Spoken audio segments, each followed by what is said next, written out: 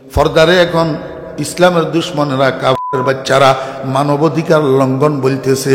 আমার বেয়েরা দোস্তাবাব আর মুসলমান নামের দাঙ্গার কতগুলা। এই ক্ষেত্রে আসি, ইহুদি সমর্থন করে, ফরদার বিরুদ্ধে বিবৃতি দে। ফরদার বিরুদ্ধে কি বিবৃতি দে? আল্লাহ কয় যে আমি অকল্যাণকর, অসুখকর কোন কিছু কোরআন শরীফের মধ্যে রাখি নাই। কোরআন শরীফের শব্দের মধ্যে কোনো বাঁকাপনি নাই, কোরআন শরীফের মানার মধ্যে কোনো বাঁকাপনি নাই।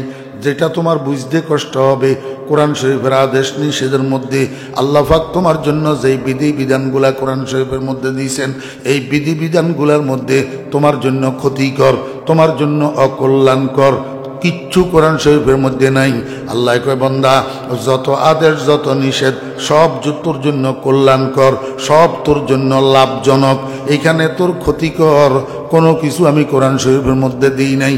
এমন কিছু কোরআন শরীফের মধ্যে নাই যেটা তুই মানি নিতে কষ্ট হবে, যেটা তুই বুঝি নিতে কষ্ট হবে, যেটা নিয়ে তোর রিচার্জ করতে তোর কষ্ট হবে। ওয়ালাম ইয়াজআল্লাহু ইওয়াজা। এবার বুঝছেন কোরআন শরীফ সহজ না বাঁকা? এই 90 বছর বয়সে, 90 বছর বয়স পর্যন্ত একটা মানুষে যদি কোরআন তেলাওয়াত না জানে, 90 বছর বয়সে যদি উনার খেয়াল হয় আমি কোরআন শরীফের তেলাওয়াত শিখমু, আমি কোরআন শরীফের কসম করি আপনাদেরকে আশ্বস্ত করলাম যে 90 বছর বয়সের একটা বুড়া মানুষ যদি খেয়াল করে কোরআনের তেলাওয়াত শিখবে, তার জন্য কোরআনের তেলাওয়াত শিখা কঠিন নয়। কঠিন? আমাদের ছাগলনাইয়ার নুরামত চেয়ারম্যানের আব্বা হাজী বদিউজ্জামান, ডাকনাম বতু হাজী। নুরামত চেয়ারম্যানের আব্বা বতু হাজী, আসল নাম হাজী বদিউজ্জামান। এখন যে ছাগলনাইয়া আজিজিয়া মাদ্রাসা আছে, এই ছাগলনাইয়া আজিজিয়া মাদ্রাসার প্রথম জায়গাটা হাজী বদিউজ্জামান রহমতুল্লাহ আলাইহি কিনে দিছিলেন। কিনি, আল্লাহু আকবার, কিনে দিছিলেন। ফটিয়ার মুফতি সাহেব হুজুর রহমতুল্লাহ আলাইহি ছাগলনাইয়া বাজারের মধ্যে ঘুরতে ঘুরতে হঠাৎ কয় যে এই জায়গাটা কার? বতুজি কয় হুজুর কি লাই? কয় জায়গা ইয়ে নতুন এলেমের খুশবু আসতেছে, এলেমের খুশবু আসতেছে। বতুজি কয় হুজুর যারই বক জায়গা, আপনি জন কইছেন এলেমের খুশবু আসতেছে, এই জায়গার মধ্যে মাদ্রাসা হবে। আমি বদিউজ্জামান জায়গাটা কিনি, মাদ্রাসার জন্য ওয়াকফ করে দিমু।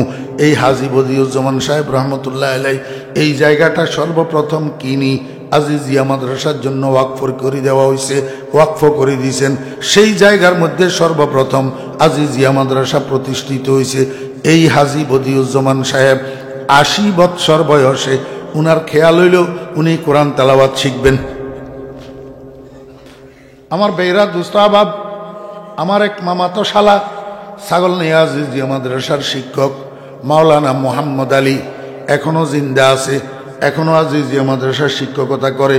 তখন বতুজির বাড়ির দরজায় যে জুমা মসজিদ ছিল, এই জুমা মসজিদের মধ্যে মাওলানা মোহাম্মদ আলী জুমার নামাজ পড়াইতো, মাদ্রাসায় শিক্ষকতা করত।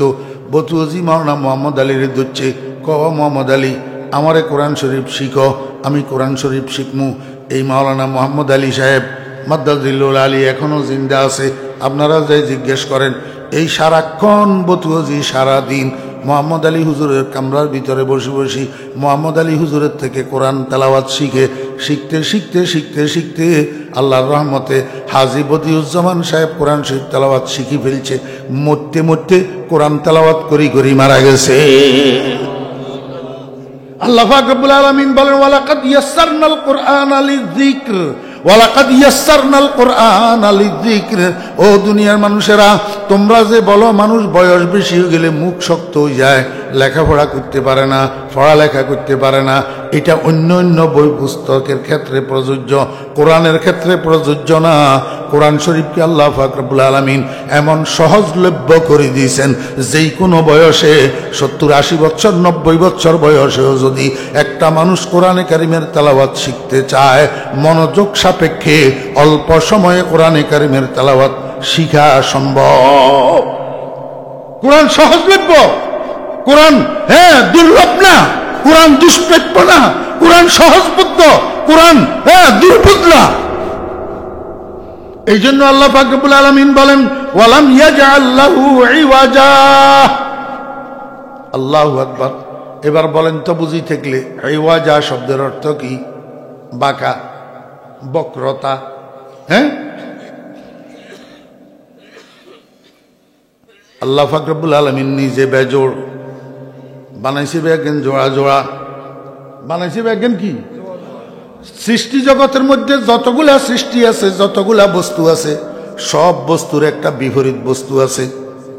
আসমানের বিপরীতে জমিন, রাতের বিপরীতে দিন, সূর্যের বিপরীতে চন্দ্র, দুনিয়ার বিপরীতে আখিরাত, আলোর বিপরীতে অন্ধকার, বাপের বিপরীতে মা, নারীর বিপরীতে পুরুষ, ছেলের বিপরীতে মেয়ে।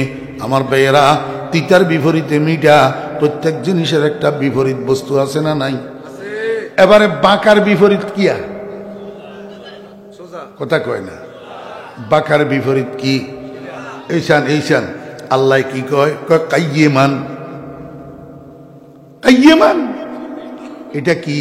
এটা এওয়াজানের বিপরীত। এওয়াজানের বিপরীত। আল্লাহ পাক রব্বুল আলামিন কয়, আমি আমার বান্দা মুহাম্মদুর রাসূলুল্লাহ সাল্লাল্লাহু আলাইহি ওয়াসাল্লামের উপর এমন একটা কিতাব নাজিল করছি, যেই কিতাবটার আল্লাহু আকবার অর্থ, মানি, তাফসীর, তাহকিক, তাওয়িল, হুকুম আহকাম সব সোজা সোজা। এটার মধ্যে বাঁকা কিছু নাই। ইওয়াজান, বাঁকা কিছু নাই।